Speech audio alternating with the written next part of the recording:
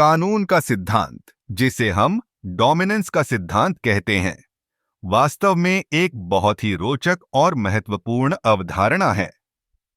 यह सिद्धांत मुख्य रूप से जैविक विज्ञान में उपयोग होता है, लेकिन इसके कई पहलू हैं जो हमें समाज और मनोविज्ञान में भी देखने को मिलते हैं। डोमिनेंस का सिद्धांत बताता है कि जब दो या दो से अधिक जीन एक ही गुण के लिए प्रतिस्पर्धा करते हैं, तो उनमें से एक जीन दूसरे पर हावी हो जाता है।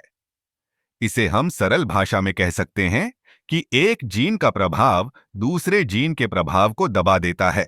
उदाहरण के लिए, अगर हम बात करें फूलों के रंग की, तो अगर एक जीन लाल रंग का है और दूसरा सफेद, तो लाल रंग का जीन हावी होगा और फूल लाल ही दिखाई देगा। इस सिद्धांत का एक और दिलचस्प पहलू यह है कि यह केवल जैविक स्तर पर ही नहीं, बल्कि सामाजिक स्तर पर भी लागू होता है।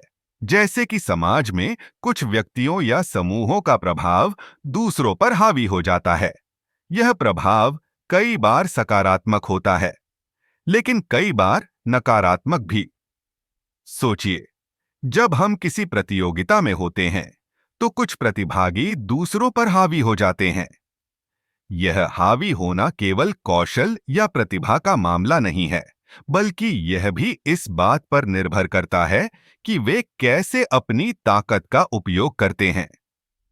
डोमिनेंस का सिद्धांत हमें यह भी सिखाता है कि जीवन में प्रतिस्पर्धा का एक महत्वपूर्ण पहलू है।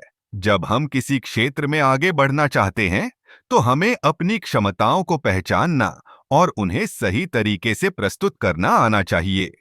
इस सिद्धांत का एक और उदाहरण है जब हम किसी समूह में होते हैं। अक्सर देखा गया है कि कुछ लोग अपने विचारों और दृष्टिकोणों के कारण समूह में हावी हो जाते हैं।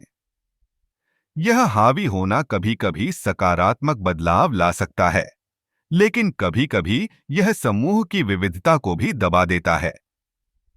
इसलिए डोमिनेंस का सिद्धांत केवल एक जैविक अवधारणा नहीं है, बल्कि यह हमारे जीवन के विभिन्न पहलुओं को समझने में भी मदद करता है।